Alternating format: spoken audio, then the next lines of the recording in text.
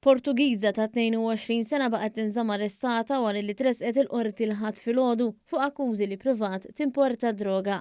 It-tfajla ġiet arrestata s-sibt fl-Ajruport Internazzjonali ta' Malta wara li allegatament kienet fil-possess ta' droga eroina.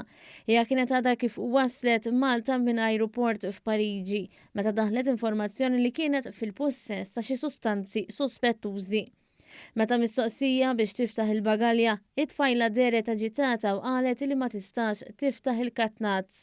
Il-pulizija assistiti minn uffiċjali ta' dwana fetħu l-bagalja u f'ih fals instabu aktar minn 4 kg eroina f'envelop bit-tejp valur fi triq ta' aktar minn €500,000. Viżibilment emozjonata l-imputata li qalet li taħdem bħala uffiċjal tas-sigurtà wieġbet li mhix ħati għall-akkużi miġjuba kontrija. Id-difiża mexxija mill-avukat tal-għajnuna legali David Bonello m'għamlitx talba għal ħelsien mill-arrest. Il-qorti kienet ipperseduta mill-Maġistrat tal-Assa Nadine Lija.